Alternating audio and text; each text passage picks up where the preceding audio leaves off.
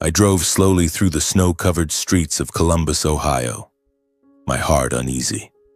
I am Mark Sullivan, 37 years old, the owner of a small but stably operating logistics company. I never thought there would come a day when I would return to my parents' house on Christmas Eve. For many years, I hadn't been invited. The phone calls grew rarer, birthday wishes arrived late and perfunctory, and an invisible distance quietly widened between us as if no one had the courage to touch it anymore. I wondered why this year my parents had suddenly called, their voices unusually warm, inviting me home for Christmas dinner. Was it a belated gesture of reconciliation, or was it because they needed something? I gripped the steering wheel tighter, trying to push away the negative thoughts. After all, this was family. I should give it a try. When I parked in front of the old house, the twinkling Christmas lights from the windows made my heart beat faster. I took a deep breath, stepped out of the car, and the biting cold wind cut into my skin. The door swung open before I could knock, and my father, Patrick Sullivan, stood there with a wide smile. "Mark, son, you're finally home."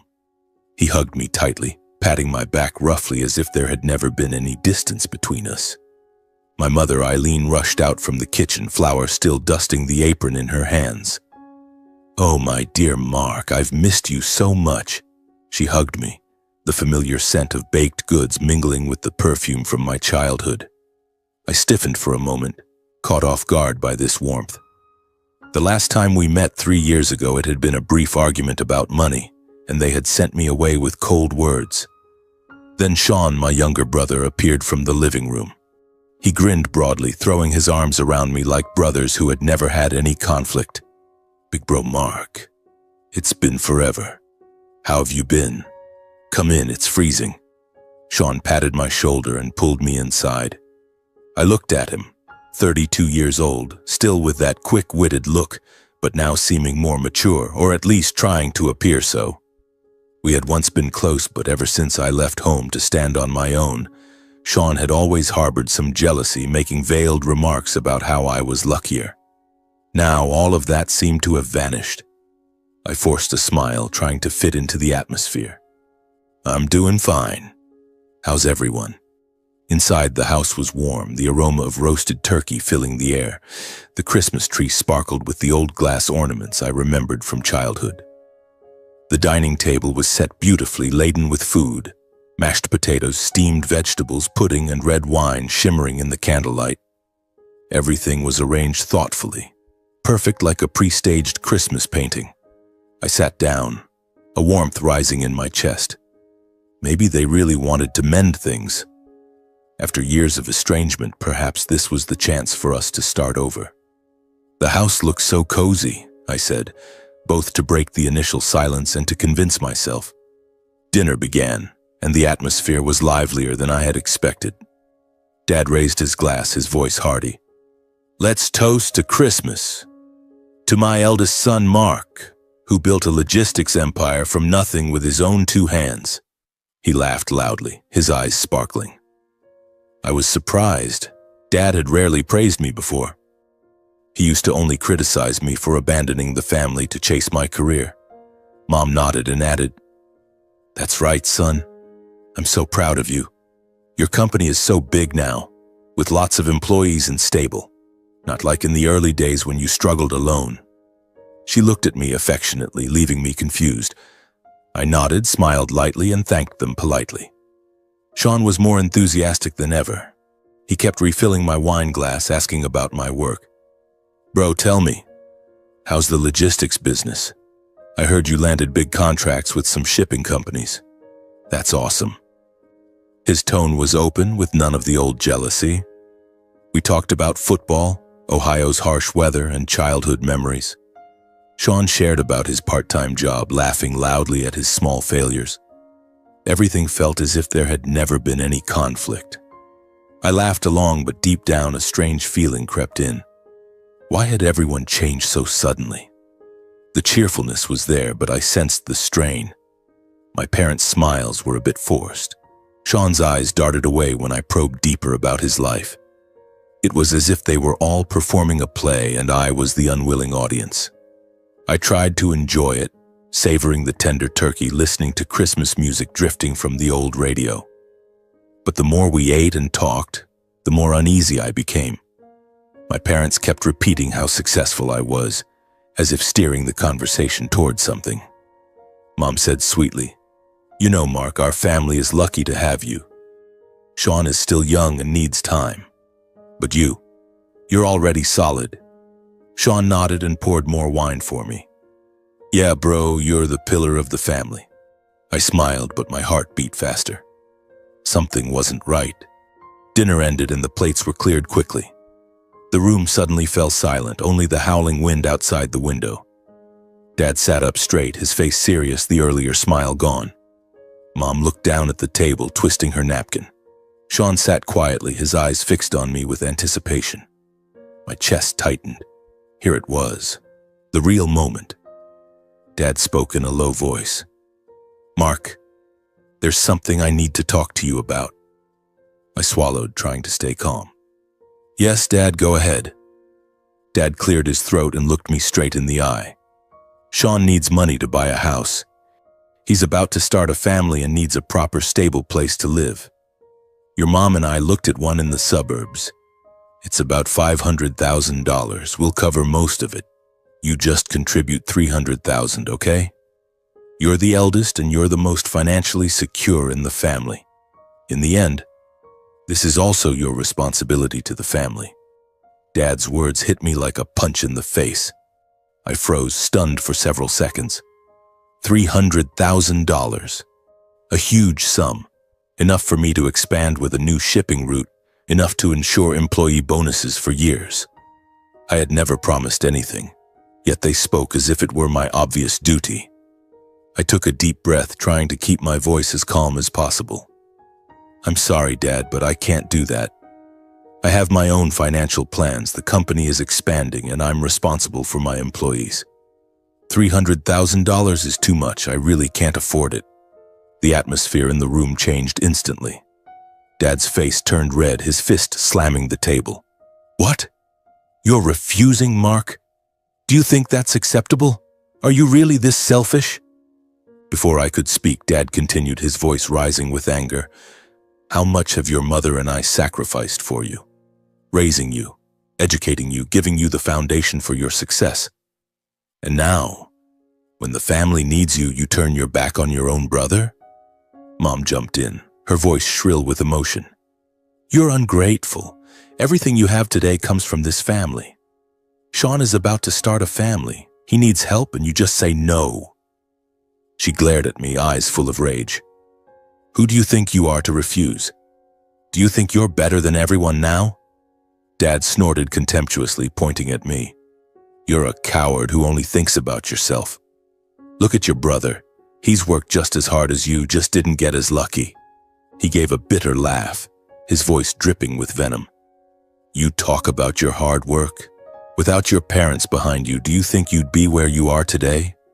Or would you still be wandering the streets somewhere?" Mom burst into tears, tears streaming down, but her words unrelenting. "You've disappointed me so much, Mark. How can you be so calculating with your own brother? Sean is the youngest. He needs protection. And you're only thinking about money and your own interests." I sat still, my heart constricting, but said nothing more. I knew all too well, the more I defended myself, the more they would twist my words into proof of my selfishness. Sean stood beside them, never once intervening. He stayed silent, but his eyes flashed clear irritation, as if I had just betrayed something huge. Finally, Sean muttered, voice full of resentment. "You always talk about responsibility, but when it's the family's turn, you find excuses to back out." I looked at him, a heavy disappointment rising inside. This was my brother, the one who once shared everything with me, now just standing there waiting to benefit from my decision. Seeing I wouldn't budge, Dad stood up abruptly, his voice cold and cruel. "If you won't listen, then from now on this house has no son named Mark." He pointed straight at the door. "Get out, and don't come back." Mom nodded, tears still flowing, but her voice resolute. "Leave this house right now. I don't want to see you again." I stood up, my legs heavy. No arguing, no pleading. I quietly put on my coat and walked out. The Ohio wind whipped my face, snow falling thickly, blanketing the road in white. But the real cold didn't come from winter. It came from the moment I realized I had just been disowned by my own family on Christmas Eve. I drove home, tears falling silently. Why did it turn out like this? I had hoped for reconciliation but received only betrayal. That night I lay awake thinking about the past. From childhood I had always yielded to Sean, always shouldered the burden. Now they wanted me to sacrifice again. But no, this time I wouldn't. I didn't know what the future held, but I knew refusing was the right decision. And perhaps it was only the beginning of the storm. The days after Christmas passed in heavy silence. I avoided calling my parents and they made no effort to contact me. Work at the logistics company became my only anchor. I threw myself into shipments, meetings with employees, and expansion plans. Each morning I woke up with a hollow feeling, but I told myself to stay strong. "You've been on your own for years, Mark," I muttered while looking in the mirror. My face looked weary with dark circles under my eyes from sleepless nights. I thought about Sean, my younger brother, and his irritated expression that night. Did he really need the money that badly? Or was it just his habit of being spoiled? I shook my head, trying to push the thoughts away. Life had to go on. About a month later, on a late January afternoon, I returned to the office after a long meeting. On my desk, amid a pile of contract paperwork, was a thick envelope from the Franklin County Court, the county where my parents lived. My heart pounded as I saw the sender's address. Probably some legal paperwork related to the company, I reassured myself, but my hands trembled as I tore it open. Inside was a summons accompanied by a lawsuit filing. I skimmed through it and the world around me seemed to stop. Plaintiffs, Patrick and Eileen Sullivan, my parents. They were suing me? I froze, collapsing into my chair, holding the papers in disbelief. This was my family. How could they do this? I opened the complaint, my hands still shaking. The allegations hit me like a blow. I had promised to contribute $500,000 toward buying a house for Sean, and because I failed to fulfill it, my parents had taken out loans and made a deposit, resulting in severe financial losses. $500,000. On Christmas Eve, they had only asked for $300,000. I was stunned, reading it over and over, trying to make sense of it. They claimed I had committed through conversations, emails, and text messages, that my refusal had plunged them into debt, caused them to lose the deposit, and now they were demanding full compensation plus interest. My chest tightened as if being crushed. I had never promised anything like that. Christmas Eve was the first time they mentioned it, and I refused immediately. How could they fabricate this? Attached to the complaint was a thick stack of documents, printed excerpts of text messages and emails quoted out of context. I flipped through them, my eyes widening in shock. A message from me 2 years ago. "If you need anything, I'll help if I can." They had spliced it with another email. "I'll support the family." No context, incomplete dates. They were distorted to appear as specific promises about the house money. The witness list consisted entirely of relatives and acquaintances. My uncle, aunt, even old neighbors. They would testify that I had verbally promised to help Sean.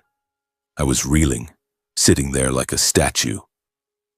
The story in the complaint was completely alien, like a bad movie script.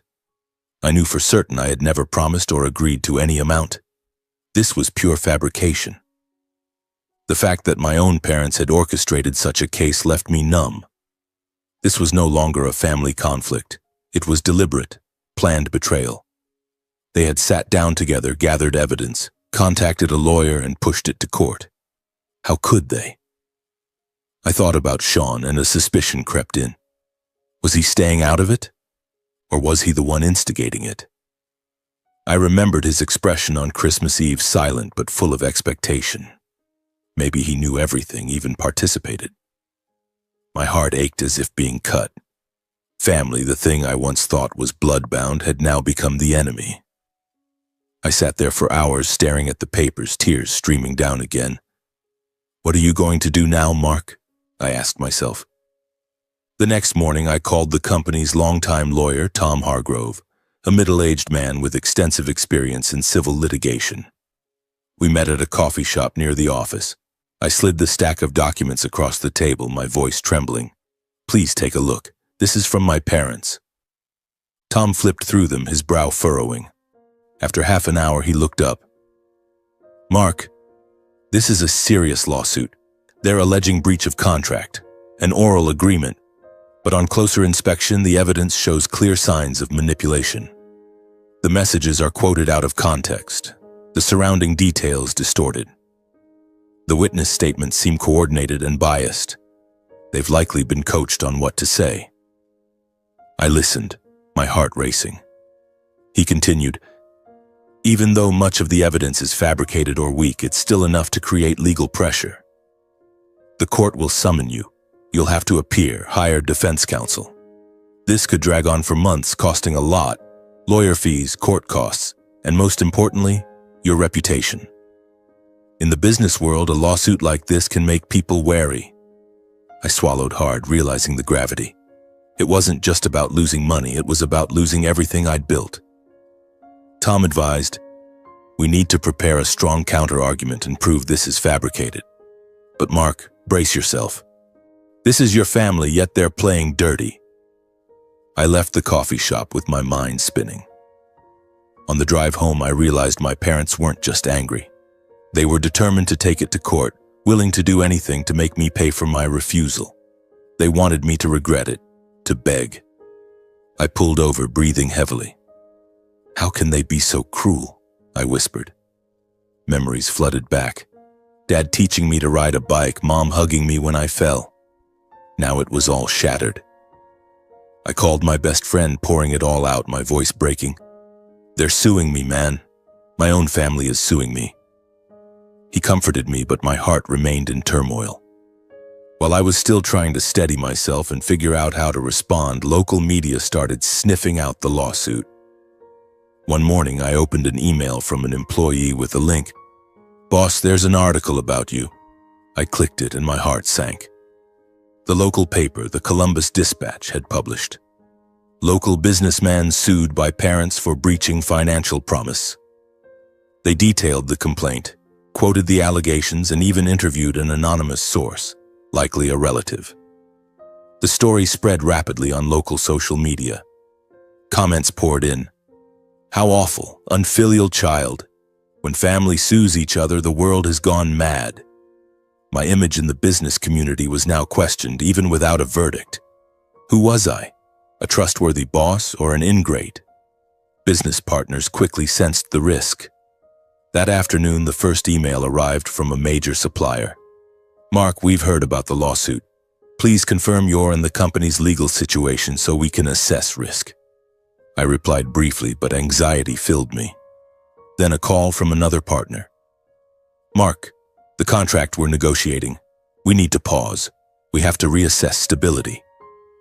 My ears rang as I listened. A few other deals were suspended with vague reasons. We need more time to review. I sat in my office, staring out the window at the falling snow. My company, the one I'd built over years from a small garage to a modern fleet of trucks, was now at risk of collapsing because of a fabricated lawsuit. I realized I wasn't just facing a civil lawsuit, but the threat of losing my personal reputation and the company's stability. Loyal employees, trusting clients, all could vanish. I called Tom again. The media is killing me, he reassured me. We'll fight back strongly. But Mark, stay calm. Easier said than done. That night I lay awake thinking about the future. This lawsuit was like a ticking time bomb, and I was at the center of the storm. Sean, my parents, did they consider the consequences? Or did they just want me to suffer? I clenched my fists in determination. You'll fight to the end, Mark. But deep down, fear still crept in. This was only the tip of the iceberg. The months waiting for the trial were the longest stretch of time in my life. Each day passed like slow torture, filled with emails from partners, local news articles still subtly referencing the case, and worried calls from employees about the company's future. I chose absolute silence. No comments on social media, no responses to interviews from local press, no explanations to anyone outside my closest circle. I knew full well that at this moment, even a single emotional reaction could be twisted against me. A Facebook status could be dug up and interpreted as an admission of guilt. Any interview could be edited to make me look like I was attacking my own family. My lawyer, Tom, had given me one simple but cold piece of advice. Silence is golden. And I followed it, even though anger boiled inside me. I gritted my teeth through the whispers behind my back, the scrutinizing looks from old partners, people who once trusted me but now kept their distance as if waiting to see when I would collapse. Every day was heavy, but I understood it was the price I had to pay. The injustice could suffocate me, but reacting wrongly now would only make things worse.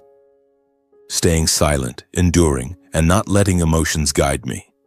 That was the only way to avoid pouring more fuel on the smoldering fire. Instead of wasting time justifying myself to the public, I poured all my focus into working with my lawyer. Every afternoon, I went to Tom's office, spending hours reviewing files, analyzing every spliced text message and distorted email. Tom pointed to one page. "Look here, Mark. This message is from 2023 about fixing Sean's car, not about buying a house." They cut out the preceding part to make it look like a financial promise. I nodded, taking careful notes filled with rage but also determination. We prepared a detailed defense strategy, hiring a digital forensics expert to prove document tampering, gathering statements from my friends to rebut claims. Step by step, we dismantled the allegations, turning what they called ironclad evidence into inconsistent fragments. I didn't try to prove my innocence to the public. That would be pointless right now. I focused only on the courtroom where legal truth mattered. Late at night, I sat alone in my office, staring at the towering pile of paperwork, wondering, how did my family end up like this? Childhood memories flooded back, family picnics, echoing laughter. Now only pain remained. Finally, the trial day arrived on a chilly April morning in Columbus. I drove to the Franklin County Courthouse, my heart pounding like a drum. The atmosphere outside was already tense. A few local reporters lingered, hoping to capture dramatic moments. I wore a black suit, trying to appear calm, but my hands were ice cold. Inside the courtroom, the air was even more stifling. Dark wood paneling, stiff seats, and the judge looming high above. I sat on the defendant's side with Tom beside me. Then they entered, Dad Patrick, Mom Eileen, and Sean. The people who were once my family now stood on the opposite side, faces stern, avoiding my gaze. Dad wore an old shirt, Mom a shawl. Sean kept his head down, looking thinner. My chest tightened. Was this real?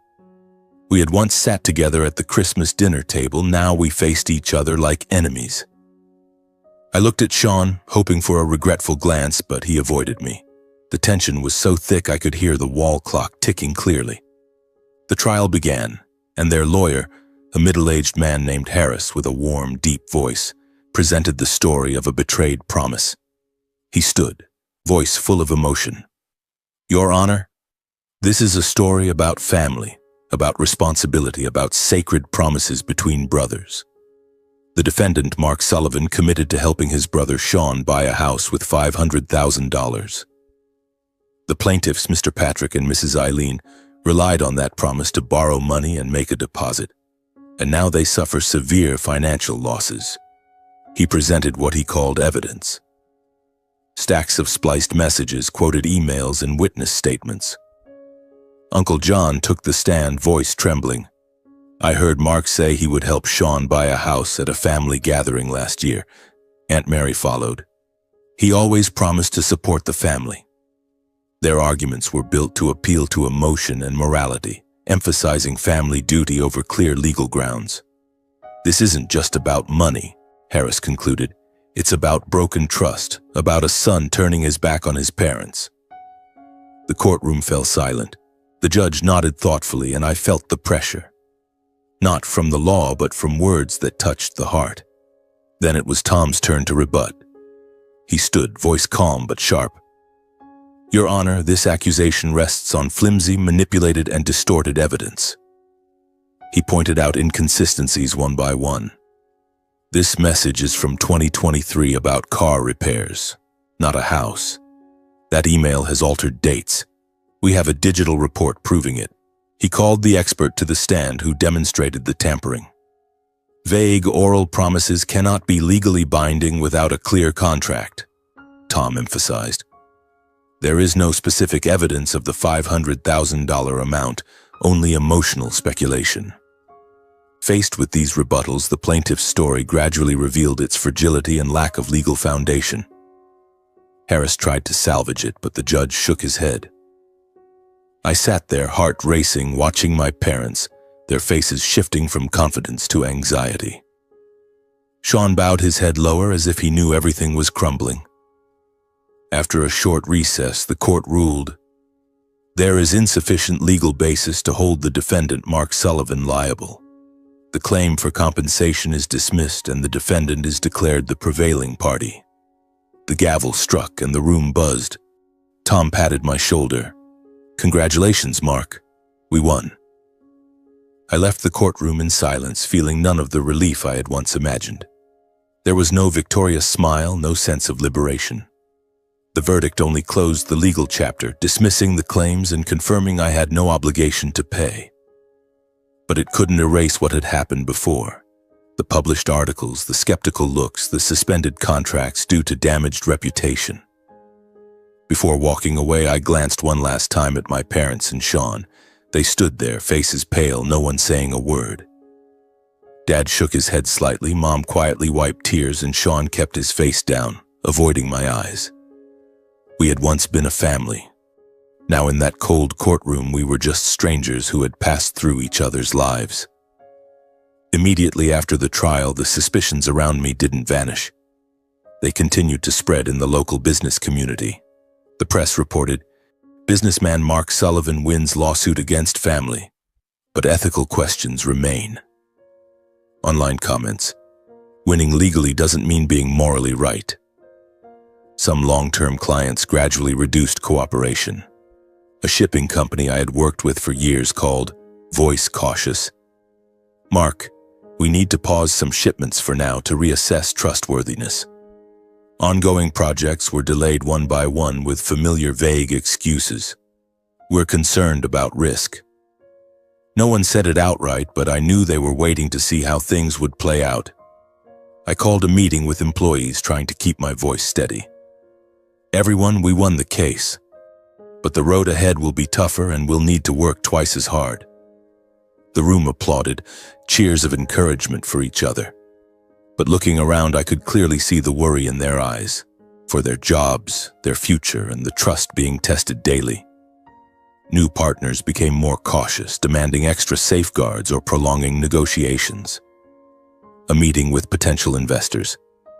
"Mark, we like the expansion idea, but the lawsuit, we need more documentation proving stability." I explained, but they still hesitated. The reputation I had built through years of disciplined work, staying up all night planning, sacrificing vacations to care for employees, was now covered in a layer of doubt, even though I had won legally. I sat alone in my office, looking out at the gray Ohio sky, wondering, how long will it take to wash away this stain? I understood that I had won legally, but the price was lingering suspicion, wary glances, and a long road ahead to restore credibility for myself and the company. In the nights that followed, I lay awake thinking about Sean. Did he regret it? Or did he still think I was selfish? The company was reeling. Revenue down 15%, employees anxious. I called Tom, my voice low. "We won, so why do I still feel like I lost?" On the other end, he sighed softly. "That's how life is sometimes, Mark. Winning in the courtroom doesn't mean winning in life. Now your job is to rebuild, one step at a time." I nodded, though he couldn't see it. Deep inside, a new resolve slowly formed, slow, cautious, but unshakable. Yet beneath it all, the pain still smoldered. The lawsuit was over, but the wounds it left had only just begun to bleed. In the weeks following the trial, I tried to focus on rebuilding the company. Revenue was still declining, but I began to see positive signs. A few old partners called back, inquiring about new shipments, though their voices still carried a hint of caution. I held employee meetings more frequently, encouraging them. We've weathered the storm. Now it's time to rebuild. They smiled and applauded, but I knew deep down they were still worried. And me? I tried to push memories of my parents and Sean out of my mind, focusing on work. Every morning I jogged around the lake near my house, breathing in the crisp Ohio air, telling myself that time would heal everything. But then, on an ordinary day like any other, everything collapsed again. One afternoon in May, I was at the bank processing a credit line extension for the company. My logistics firm needed additional capital to buy new trucks and expand routes, an essential step to offset the damage from the lawsuit. I sat in the familiar bank office with the loan officer, Lisa, who had handled my files for years. She typed on her keyboard, smiling politely, then suddenly stopped. Her expression shifted from friendly to confused. "Mr. Sullivan, I'm sorry, but your application is on hold for review." I raised an eyebrow, forcing a smile. "Why? Is there an issue with the company paperwork?" She shook her head, her voice lowering. "It's not the company, sir. There's a serious issue with your personal credit. The system flags it as high risk." I froze, feeling as if the floor were giving way beneath me. "What issue? I've always paid on time." Lisa looked at the screen, then at me. "It appears there are several personal loans in your name that are past due. I can't disclose details right now, but you should check your credit report." My heart raced wildly. Past due personal loans? I had never taken out anything beyond my home mortgage and company credit. "Are you sure? I haven't signed any new loans." She nodded, sounding apologetic. "The system doesn't make mistakes, sir. You can request a detailed report." I left the bank with my mind reeling, clutching the notice of suspension. What was this? Another administrative error? But a bad premonition surged like an undercurrent. That same day, I contacted the bank's credit department, demanding a detailed report and full history of any loans tied to my Social Security number. After hours of tense waiting, a secure email finally arrived. I sat motionless in front of my computer screen, taking a deep breath before opening the PDF, as if a single click could unleash truths I wasn't ready to face. And then, the world collapsed once more. The report listed 3 personal loans in my name, one for $150,000, 2 smaller ones totaling $200,000, all several months past due. The principal plus interest came to nearly $400,000. I sat stunned, reading it over and over, my hands trembling. These loans, I had never signed for them, never used them, never even known about them. They had been opened 6 months ago, right after that Christmas night. "What the hell is this?" I whispered, my heart pounding as if it might burst. I traced the details in the report. The loan origination dates, January of this year, the registered address, a familiar one in the Columbus suburbs where my parents lived. Contact information, Dad's old phone number, Mom's email. Nothing linked to my current address or job. My heart seemed to stop. I called the bank immediately, my voice shaking. "I need copies of the loan files. I suspect fraud." They agreed to send them after verifying my identity. 2 hours later, the files arrived. I opened them and the truth hit me in the face. Forged signatures, shaky strokes, nothing like my bold, straight handwriting. Supporting details like income and work address had been deliberately filled in to bypass verification. They used old information from when I still lived with the family. I scrutinized the statements for the loans in my name, each transaction appearing on the screen like knife cuts. And then I saw it. A wire transfer for a home purchase deposit, $100,000, executed right after the loans were disbursed. Recipient address, a real estate company in the area Sean had once mentioned. Everything connected. I understood clearly that my parents had used my social security number to take out loans to buy a house for Sean, exploiting the personal information they had known for years. My SSN, date of birth, financial history. They knew it all because I had shared it when I was younger. That truth left me both numb and furious, like a bomb exploding in my chest. I collapsed into my chair, gasping for breath, tears streaming down. How could they? How could they cross the final line of family trust without hesitation? This was no longer a conflict, it was a crime, identity theft. In that moment, old memories flooded back like a torrent, drowning me in pain and anger.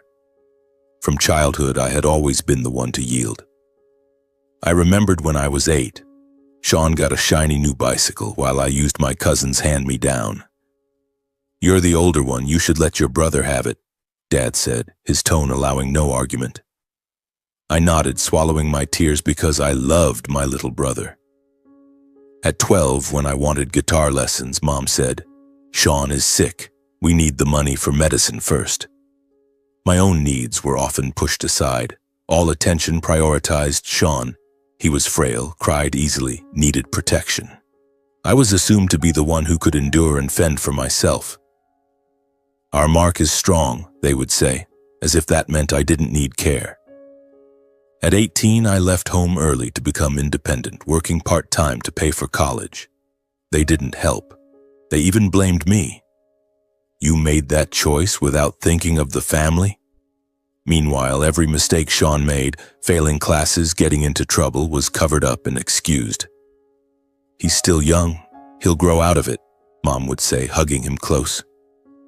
Even when I built a solid career, my success was never truly acknowledged, only brought up when the family needed money or sacrifice. Like 3 years ago when Sean lost his job, they called, "Send some money to help your brother." I sent it, but my heart was filled with resentment. Those fragments of memory now formed a clear picture. Taking out loans in my name wasn't an impulse. It was the culmination of years of disregard and exploitation. I had always been the one to carry the load, while Sean was the one to receive. Now they had plunged me into debt to rescue him. I realized that if I continued to stay silent, I wouldn't just lose money or reputation. I would keep being dragged deeper into a vicious cycle I hadn't created. My company would collapse because my personal credit was destroyed, employees would lose jobs, futures would shatter. "No," I whispered, clenching my fists. For the first time in my life, I made a decision that clear. I would no longer avoid it nor continue enduring to preserve a false peace.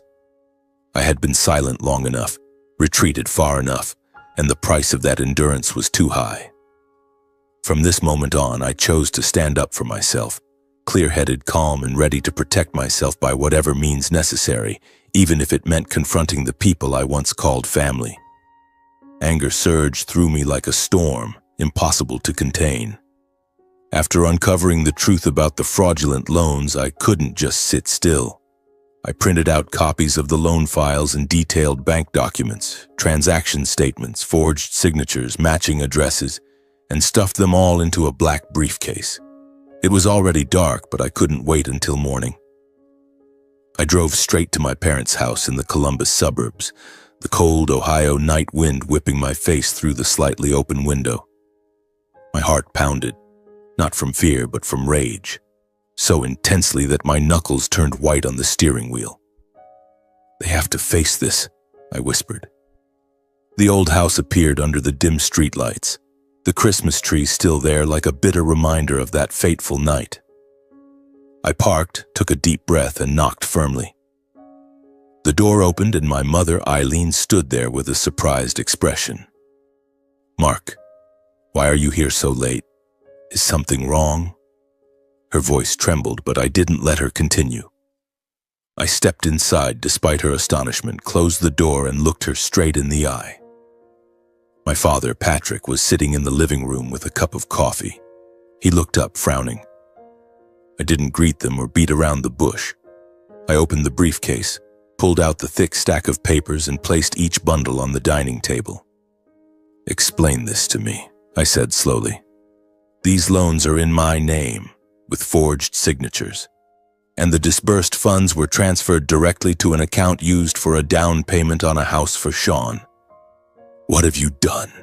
My voice was calm to the point of icy, even though a raging wave was rising inside me. Their reaction was immediate and fierce, just as I had anticipated. Dad slammed his hand on the table, his face flushed red. What? What nonsense are you talking about?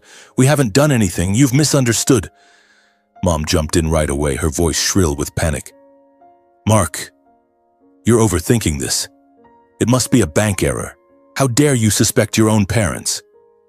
She paused for a beat, staring at me. The lawsuit changed you, didn't it? Do you really think we would harm our own son? They denied everything completely, their voices full of indignation, as if I were the one making baseless accusations. Dad pointed straight at me, his voice growling.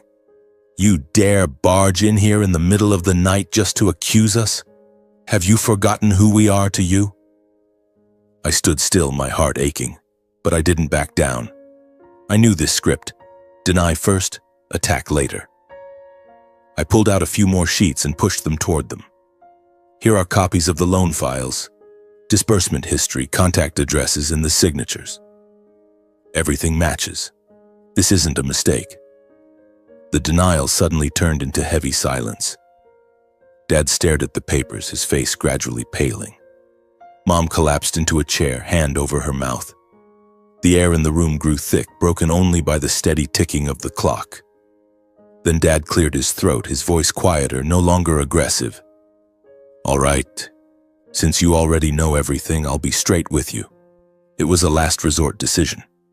We had no other choice. He looked up at me, his eyes mixing fatigue and reproach. Sean needed a house. You refused to help. We thought you'd handle it somehow, like you've always done. Mom burst into tears, sobbing. I never wanted to hurt you, Mark. But I was only thinking about Sean's future. Your brother has suffered so much, you know that. She continued through sobs. We were just borrowing temporarily. When things get better, we'll figure out how to pay you back. As soon as she finished, I clenched my fists, then slowly raised my head and looked them straight in the eye. I repeated, my voice low but sharp. Borrowing temporarily? You call forging my signature, taking out loans in my name, and transferring the money directly to a down payment for Sean's house, borrowing temporarily? Dad frowned. Don't talk so harshly. We're family. We solve things together. I shook my head, giving a bitter smile. No, Dad. Family means asking me first and respecting my answer. This was a decision made behind my back, forcing me to bear the consequences. Mom wiped her tears, looking at me as if I were the betrayer. You're acting like we deliberately tried to harm you. How could we ever hurt our own flesh and blood? Before I could respond, Dad growled, arms crossed. You're not struggling for anything. Why make such a big deal out of it? You've managed fine all these years. Why are you so tense now? I looked up, meeting his gaze. Because this time you used my identity. Dad snorted coldly, voice full of irritation. It's just a few loans. You're making it sound so serious. You'll handle it, no big deal. Mom added, crying and blaming at the same time. You're acting like we exploited you. Our family has always relied on each other. Why are you calculating everything like an outsider? I gave a bitter laugh. Relying on each other doesn't mean signing my name without permission and taking out loans in my name. Dad furrowed his brow, voice grumpy. You've really changed. Ever since the lawsuit, you look at us with suspicion. I replied, each word clear. I haven't changed. This is the first time I'm refusing to be taken for granted. Mom shook her head, her voice almost pleading but still demanding. You're the eldest. You have to understand for the family. If not you carrying the load, then who? I stood up, my heart constricting but my voice steady. It's precisely because I've always carried it that everyone thinks it's their right. The room fell silent. Not because they understood, but because for the first time I refused to yield. I turned and walked away, leaving behind stunned faces, realizing for the first time that the son they had always seen as their default pillar would no longer accept being sacrificed again. That night I barely slept, lying awake in bed, replaying what had happened over and over. Images of my parents justifying themselves spun in my mind. If I continued to hesitate, I would keep being dragged into consequences I hadn't caused. Mounting debt, a collapsing company, ruined reputation. The next morning I got up early and called Tom. Gather all the evidence from the bank, credit reports, disbursement history. I'm filing a lawsuit for identity theft. He agreed immediately. Good, Mark. This is the right move to hold them accountable. I officially filed the lawsuit in court with ironclad evidence. Bank reports, forged signatures, direct money transfers. The waiting weeks were hell. Media flared up again. Partners grew even more hesitant. But I stayed calm and prepared thoroughly. The trial took place on a July morning, the courtroom atmosphere stifling. My parents and Sean were there, their faces pale when they saw me. My lawyer presented irrefutable evidence. Forged signatures, funds transferred directly to a third party, matching timelines and locations. This is intentional identity theft, Tom emphasized. Their side tried to justify it, but the judge shook his head. The court ruled that Patrick and Eileen had deliberately stolen my identity to obtain loans, ordering them to repay the full borrowed amount, compensate for financial damages, cover legal costs, and pay statutory penalties. Beyond repayment, their credit records were severely flagged, effectively barring future borrowing. Their personal assets faced potential seizure to enforce the judgment, and their community reputation suffered heavy damage. The price they paid wasn't just financial. It was the direct consequence of years of blind favoritism and taking my sacrifices for granted.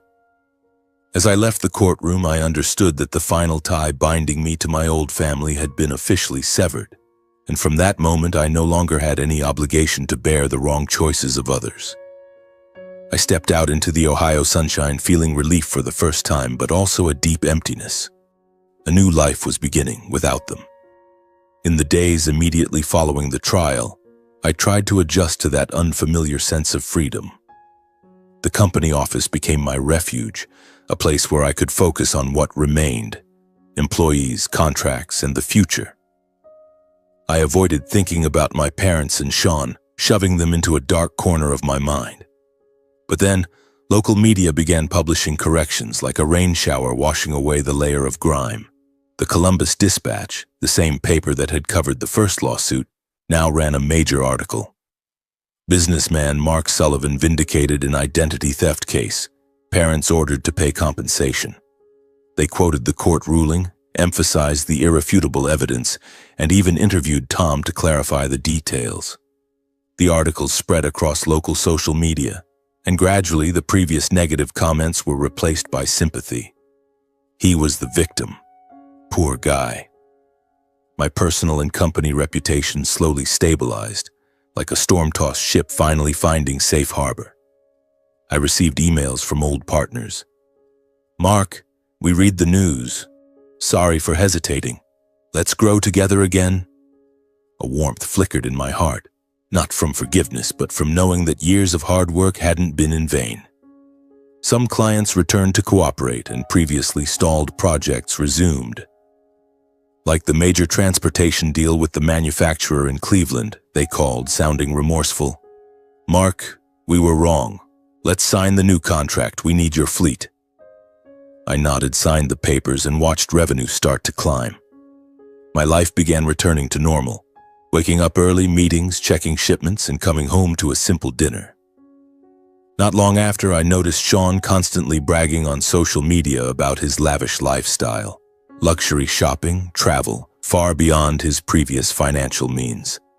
One post, Sean posing next to a new sports car, caption, "Life is for enjoying. Luxury life." Another, a photo of him at a high-end resort holding a cocktail with a Gucci bag peeking out. "Europe trip. Who's coming?" Jet set. Before, Sean had odd jobs, earning just enough to get by. Now he was buying designer goods and jetting around. I tried to ignore it, but suspicion gnawed at me. Maybe he hit the lottery, I told myself, but a bad feeling kept rising. On one occasion, while passing through the area where Sean lived, I had a delivery nearby. I realized he was still in that same rundown rental. I parked far away and observed from a distance. Small apartment, peeling paint, no signs of moving or a new house purchase. Sean stepped out wearing a designer polo shirt, but the place remained the same. Old furniture, no garage for a luxury car. My chest tightened. Why hadn't he bought a house? My parents had borrowed money, using my identity, to buy one for him, right? I drove away, my mind spinning. When I pieced together how much money my parents had spent on Sean supposedly for a house, his flashy lifestyle, and the unchanged living situation, I realized the borrowed funds intended for a home hadn't gone toward any house at all. Sitting in my office, I opened my laptop and reviewed his posts. Trips to Las Vegas, a gleaming Rolex watch, extravagant parties. The borrowed money, $450,000, had vanished into those things. Anger boiled inside me. Looking at the bigger picture, I saw clearly that Sean was sliding into indulgence and recklessness, completely unchecked, with no focus on building a stable life. He wasn't investing or learning, just showing off as if the money were endless. I remembered young Sean. Smart but always spoiled, never taught responsibility. Now the consequences were evident. Soon after, I started receiving questions from acquaintances about Sean borrowing money for business, while mentioning he was using my name and image to build trust. First came a call from Uncle John, the one who had testified against me. "Mark, your brother just borrowed money from me for a venture. He said he's partnering with you using your logistics company name as proof. Is this true?" I froze, my throat tightening. "No, Uncle. I have no idea about this." He went on. Sean had promised high returns from a so-called transportation project, even using my LinkedIn photos as evidence of a real partner backing him. My heart sank, a chill running through me.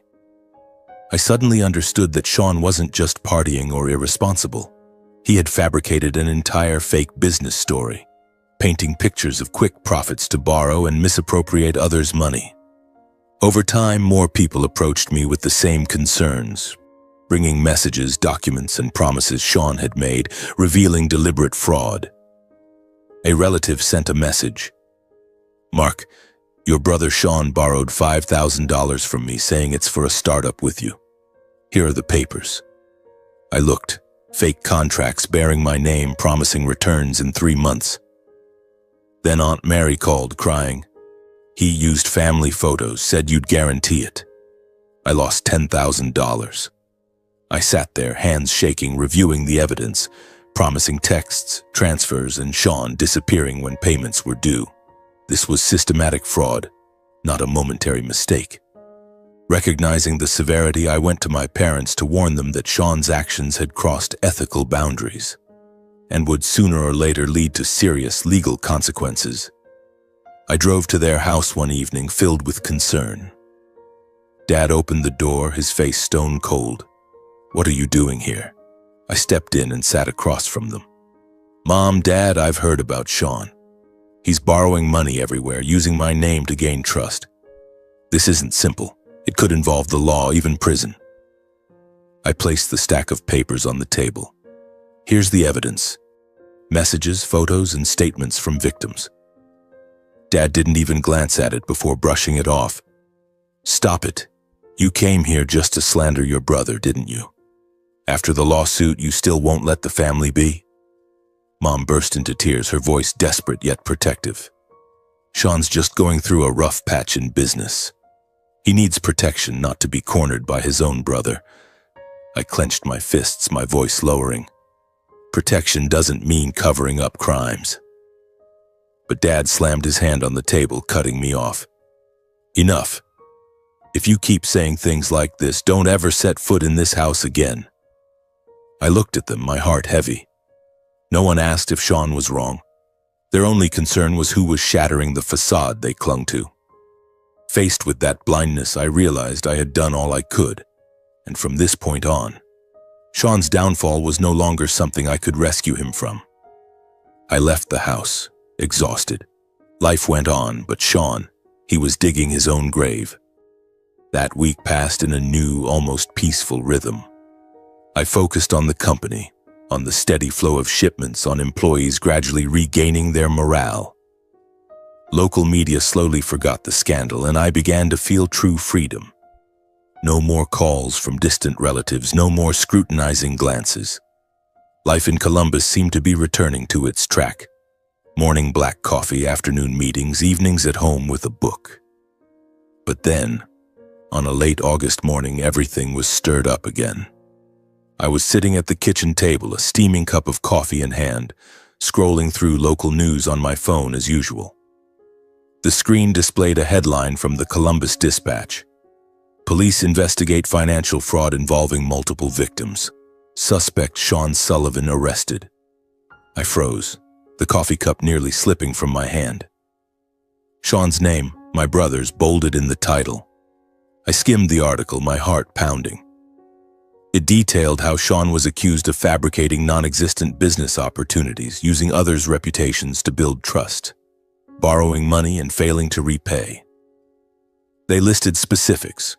Sean had promised investments in major logistics projects, using my name and company photos to deceive, borrowing a total of over $200,000 from relatives, friends, and even strangers via social media.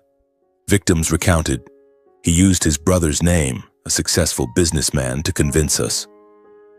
I sat there, breathing heavily, memories of my warning calls flooding back.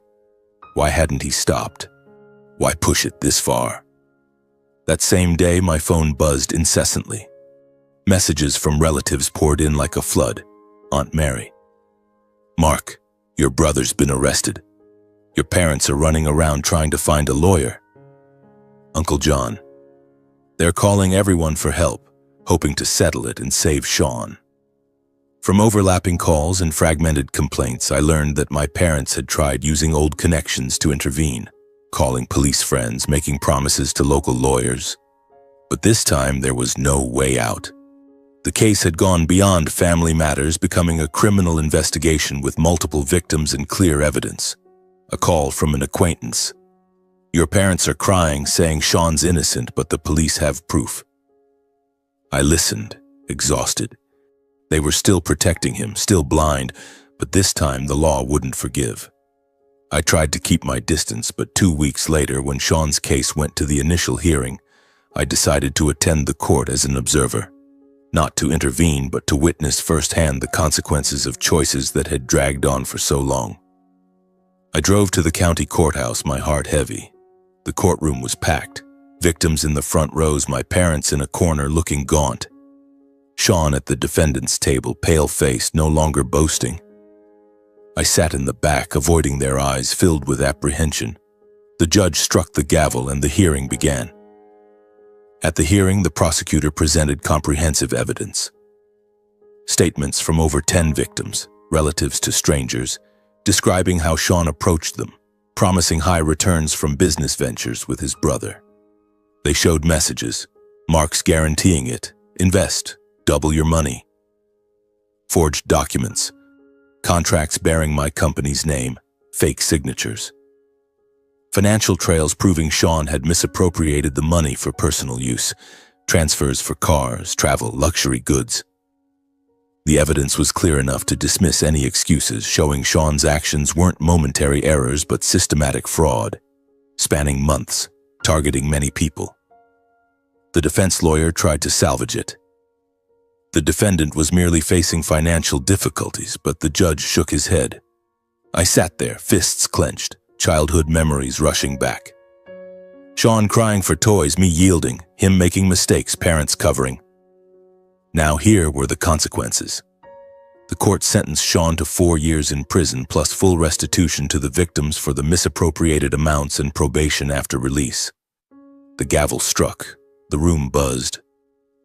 In the courtroom, my parents broke down in tears, collapsing under the verdict for the first time, facing head-on the results of years of indulgence. I stood and left the courtroom in silence. No schadenfreude, no relief. only a hollow feeling as everything had reached an irreversible point. I understood that from that moment Sean's path was sealed by the law and my family could no longer shield him from those mistakes. I drove home under the glaring Ohio sun, deep in thought. Life goes on, but the scars remain. 3 months after the trial, as the autumn leaves began to turn yellow, I decided to visit Sean in prison. Not out of family obligation, not out of pity or blood ties. I needed a clear, full stop to things that had dragged on for far too long. The years of yielding, the lawsuits, the repeated betrayals. I drove alone, the highway quiet and empty, the radio playing an old song. My heart beat faster as the prison came into view. High concrete walls, barbed wire, and a heavy atmosphere. I registered for the visit, went through security, my nerves on edge. Why am I doing this? But I knew. If I didn't face it, the wound would never heal. The prison visiting room was cold and stark. Glass partitions, hard plastic chairs. I sat waiting, hands clenched, and then Sean appeared. Gaunt, wearing a gray inmate uniform, eyes averted with no trace left of the boastful, carefree attitude he once displayed on social media. He sat down across from me. I picked up the phone receiver, my fingers trembling slightly, still unaccustomed to the feeling of confinement. Sean stared at me for a long time, his eyes mixing surprise and wariness before speaking. His voice hoarse from emotion and lack of sleep. I didn't think you'd actually come. After everything I've done. I paused for a moment, then lifted the receiver to my ear, my gaze fixed on the hollow face before me. When I spoke, I kept my voice low and steady, neither evasive nor overly gentle. I didn't come to reproach you or to make you feel better, I said slowly, each word clear. I came because I want to hear the truth from you at least once. Sean bowed his head, taking a deep breath as if gathering all his courage to continue. I was wrong. Not the kind of wrong you brush off. It's the kind where only now do I realize how much I've destroyed. He looked up, eyes red-rimmed, gazing at me like someone exhausted from running away. From childhood on, I was always shielded, Sean said slowly. When I messed up, someone fixed it. When I lacked something, someone filled the gap. Whatever I did, someone stepped in to bear the burden. I got used to living without consequences. He paused, swallowed hard, and continued, his voice dropping. I thought life was supposed to be like that. Just take the easy money, make promises to keep people calm. And there'd always be a way to sort it out later. Sean gripped the receiver tightly, knuckles white. I used your name because I knew people trusted you, he said bluntly without evasion. I knew it was dirty, cowardly, but at the time I only thought about getting money fast to keep living the way I was. I clenched my jaw but let him finish. Only when I got in here, Sean went on, his voice breaking, with no money, no parents to shield me, no one to call and rescue me. Only then did I realize that everything I thought was clever was just avoidance. Tears fell onto the glass table, his voice completely shattering. Bro, I'm sorry, Sean said with no defensiveness left. I dragged you into this, tarnished your name, made you suspected, and tore the family apart. He shook his head as if denying his own self. It wasn't your fault and it wasn't Mom and Dad's, Sean continued slowly and firmly. It was mine. All of it was my choice. I was silent for a long time before responding, my voice low but not cold. I've heard you, I said, each word falling slowly. And I believe this time you're not saying it to escape blame. I paused, then went on. But remorse doesn't erase consequences. You have to bear what you've done yourself, and no one, not even me, can carry it for you. Sean nodded repeatedly, tears streaming. I know. For the first time in my life, I know what it means to pay a price. Thank you for setting my wrongs aside to come visit. Please pass on my regards to Mom and Dad. The speaker announced the end of visiting time. Sean slowly hung up the receiver, looking at me one last time, eyes no longer evasive, only filled with regret and exhaustion. I nodded slightly as a form of acknowledgement, then stood and walked away.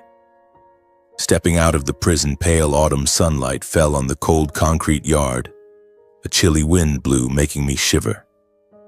I knew Sean would serve 4 years, 4 years to learn responsibility, or 4 years to live with his own regret. I got in the car and drove straight away without looking back. Some lessons only arrive when the price is already too high and no one can pay it for another. Not long after, about 2 weeks, my parents came to my house unannounced, without the familiar demands or accusations of the past. I was in the kitchen preparing dinner when the doorbell rang. I opened the door and there they stood. Dad, Patrick, noticeably thinner. Mom, Eileen, with red-rimmed eyes, both looking much older than at the courthouse. Dad spoke first, his voice hoarse and cautious. "Can we talk for a bit?" I hesitated for a moment, then stepped aside, opening the door wider and inviting them in. They sat on the sofa, carrying the heavy silence of people finally forced to face their own consequences. No coffee, no prolonged greetings. Dad cleared his throat. "Mark, we were wrong." We sat at the dining table, the half-prepared dinner cooling in the silence. For a long while no one spoke until Dad cleared his throat again, as if summoning all his courage to begin. He looked at me, eyes red and weary. "Over this time we've reflected on a lot," he said slowly. "Looked back at the past, at how we treated you." He paused, his hand trembling slightly on the table. "And we have to admit we weren't fair to you, Mark." I didn't respond, just sat listening quietly. Dad continued, his voice lowering. "We always favored Sean, always thought he was weaker and needed more protection. And you, because you were strong, because you were independent, we automatically cast you as the one to shoulder everything, to yield and endure." He looked up at me, eyes full of remorse. "We got used to your silence, used to you handling things yourself, and because of that, we didn't realize we were hurting you."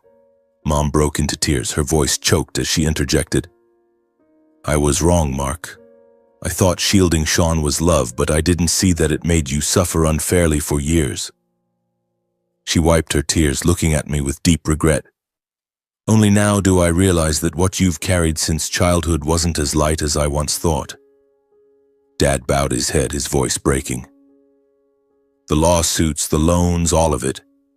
We were blind. We thought that keeping the family together at any cost would make everything okay, but in the end, we put you in danger and let Sean slide further." He took a deep breath and continued. "Only when Sean went to prison did we truly understand a painful truth, that we had harmed both our sons." Mom nodded repeatedly, tears falling endlessly. "We didn't come here to ask you to carry anything more.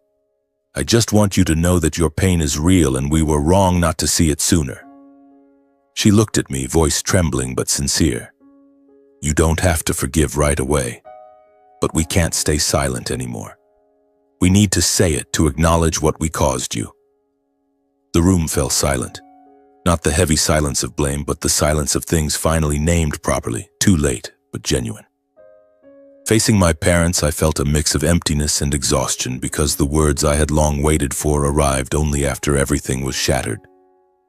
I sat there, listening, memories flooding back. Nights I struggled alone with work while they worried about Sean.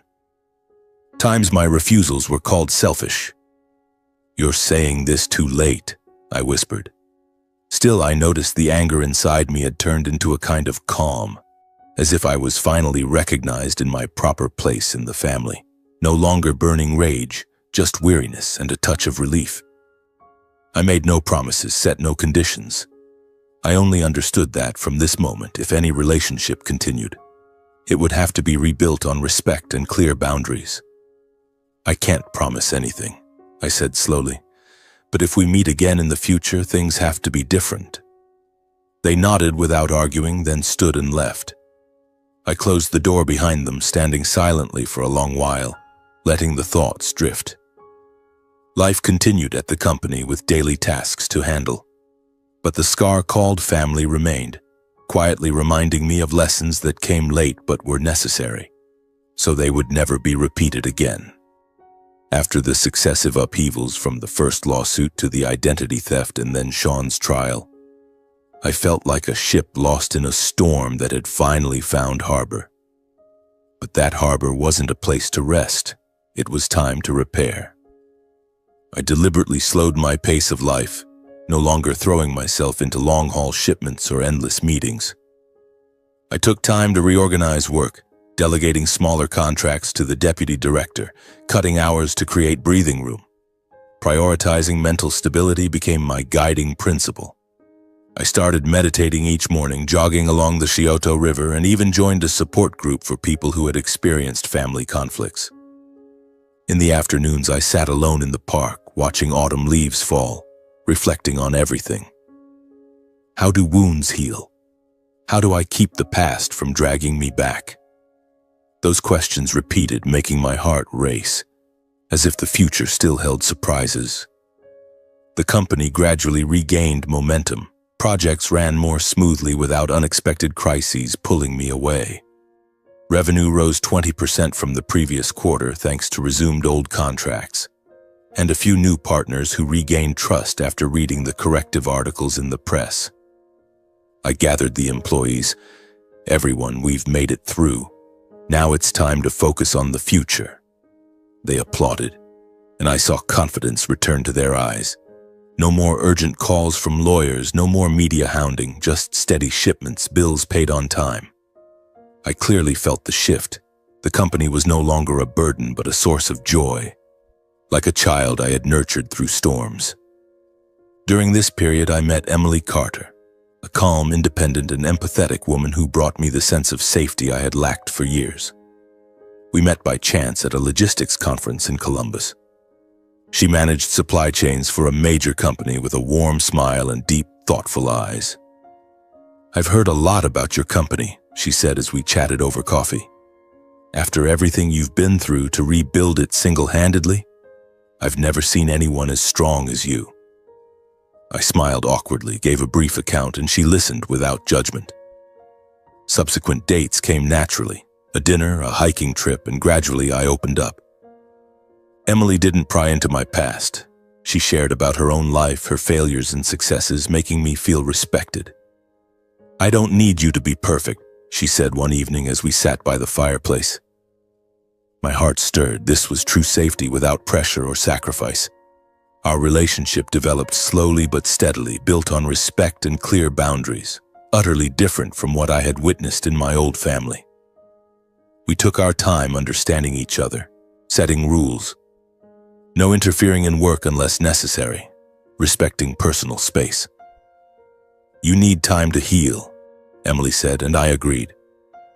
Evenings we cooked together, laughed over small things, and I felt the thrill of new love, not the wild, passionate kind, but a solid, peaceful one. Unlike my old family where everything came with conditions, with Emily everything was free. I told her about Sean, about my parents, and she held me. "You made the right decisions." Warmth filled my heart, though I remained cautious. I didn't want to repeat old mistakes. After about a year together, we decided to marry in a simple, private ceremony, attended only by those truly close to us. It was an autumn afternoon in a small park near home, with an officiant, Emily, in a simple white dress and a few friends from the company. No extravagance, no big party, just brief vows. "I don't promise a perfect life, but I promise to always respect you, listen to you, and build each day together, even when it's not easy." Emily smiled, tears glistening. "I promise to stand by you without avoiding or giving up." The ceremony ended quickly. We had dinner at our usual spot, and that night, lying beside her, my heart raced with anticipation for the future. This was a new chapter, not to forget the past, but to move beyond it. A year after the wedding, we welcomed our first child, naming him Lucas, a completely new chapter in my life. Lucas was born on a spring morning. He cried loudly in the crib, and when I held him, my heart melted. "He has your eyes," Emily whispered, exhausted but happy. I named him Lucas, meaning light, because he brought light after darkness. Watching my son grow up in a home filled with love and respect, I clearly understood what true happiness meant. Family ties without pressure or blind sacrifice. Each morning I woke early to warm his bottle, played with him, taught him little things. "Daddy loves you," I said, and Lucas grinned widely. Unlike my childhood, where yielding was duty, here everything was equal and free. My parents visited occasionally, always cautious, no longer imposing or making demands as before. Each time they carried a clear hesitation, as if afraid stepping too close would damage the newly established boundaries. They came with small gifts, toys made of wood, and sat in the living room, undemanding. Dad looked at Lucas. "He looks like you when you were little." Mom wiped tears. "My grandson is so handsome." I received them calmly and politely, but not too intimately, because scars inside me hadn't fully faded. I poured water, made light conversation about the weather or work, but didn't delve into the past. There were moments watching them quietly play with their grandson when I saw unmistakable regret on their faces without words. Dad held Lucas' hands trembling, eyes red. Mom sang lullabies to him. I stood at a distance, emotions surging, uneasy, heartbroken, yet gentle. They were trying, but too late. Over time, my parents learned to respect those limits, accepting their new role in my life and my small family's. They visited less often, called to check in instead of demanding, and I saw them aging, gray hair, slower steps. Watching them try to change, I didn't forget the old wounds, the lawsuits, the betrayals, but I no longer felt the burning anger, only quietly maintaining the necessary boundaries to protect my emotions. "Have you forgiven them?" Emily asked one evening. I shook my head. "Not entirely, but I'm not angry anymore." I realized I was striving to be a different kind of father, not repeating a love that forced children to bear pressure or sacrifice themselves. With Lucas, I taught independence while always being there. No favoritism, no coercion. The boundaries I set with my parents didn't stem from resentment, but from a desire to safeguard the fragile peace of my small family. I didn't want Lucas to witness old conflicts or Emily pulled into them. "They're grandparents, but they must respect our home," I told Emily. She nodded. My new life wasn't perfect. There were still sleepless nights, memories resurfacing.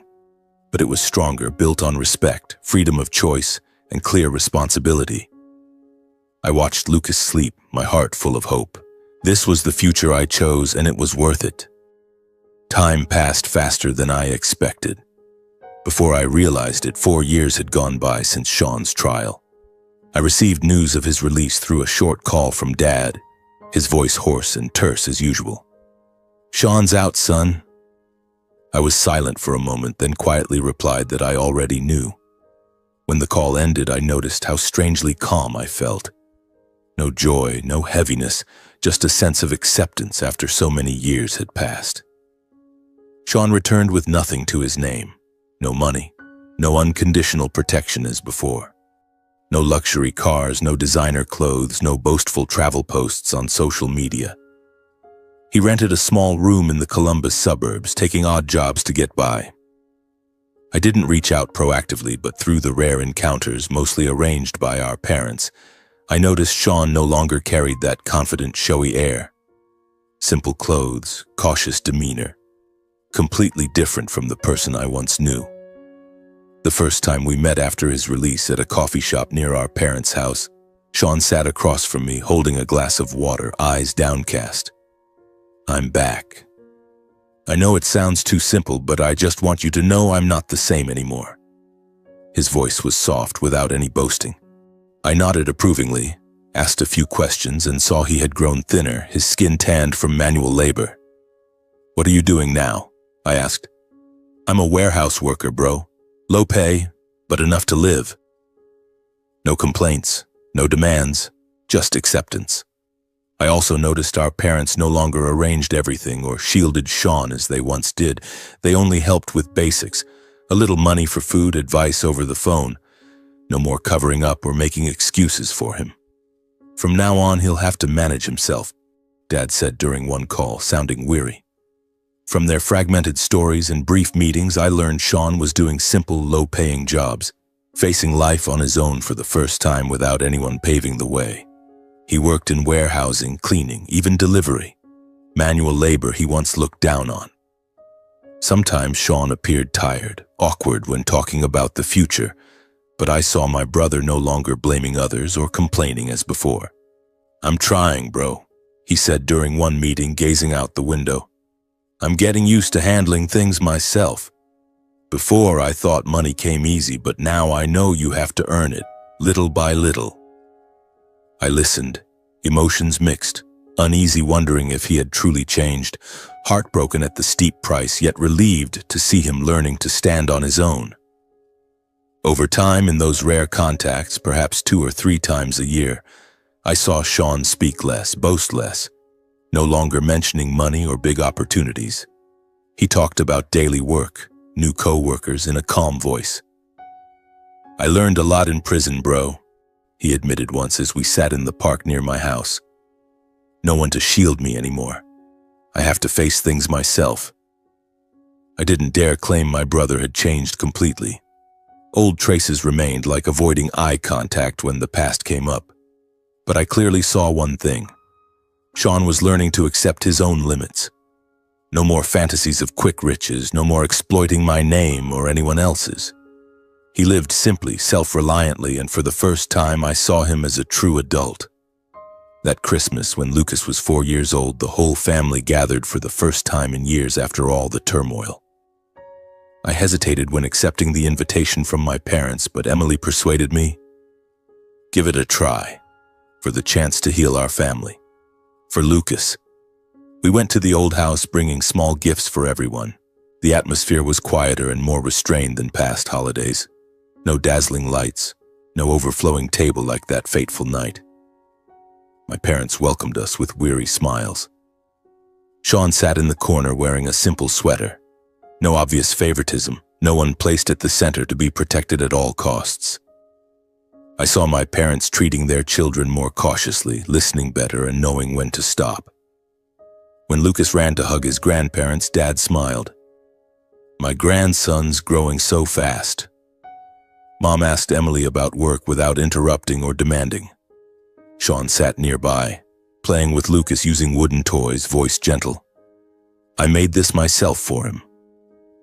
I also noticed Sean at the dinner table with rare humility. No demands, no complaints, just quietly present as an ordinary family member.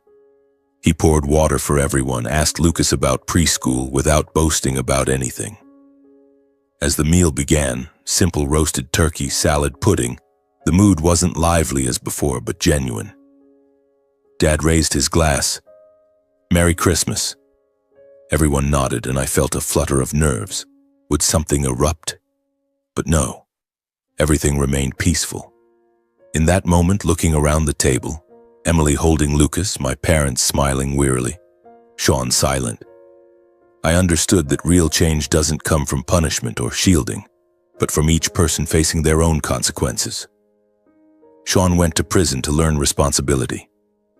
My parents lost everything to recognize their mistakes, and I lost my old family to find new peace. I drew a clear lesson for myself and my son. Love only has meaning when paired with boundaries, and responsibility cannot be handed over to someone else. Watching Lucas play with Sean, I thought about how I would teach him. You have to face your own consequences, but Dad will always be here if you try. For me, that Christmas wasn't perfect. There were still slightly awkward silences, old memories occasionally flashing by. But for the first time in a long while, the whole family truly sat together in respect and fairness.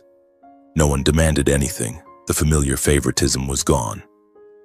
We ate, chatted about the weather, about Lucas, small, safe topics. As we left, Dad hugged me lightly and whispered, "Thank you for coming." I nodded, emotions swirling inside, not complete, but enough to know things had changed. My story ends on a simple belief. The past cannot be altered, but the future can still be different if each person learns to take responsibility for their own life. What happened doesn't vanish, but it no longer controls me as before. On the drive home, Christmas lights gradually faded behind us, blurring through the window. Emily turned to me, voice soft and caring. "Are you okay? After all this?" I looked straight ahead at the road, feeling each breath clearly, then smiled faintly. "I'm okay. Not because everything's easier, but because my heart feels lighter." In the back seat, Lucas slept soundly, breathing evenly, so peaceful it made me slow down for a few seconds to glance at him in the rearview mirror. And in that moment, I knew this wasn't a perfect Christmas, but it was a true one. Not to forget the past, but to move forward without it holding me back. This was a different Christmas, and for the first time in a long while, it truly felt like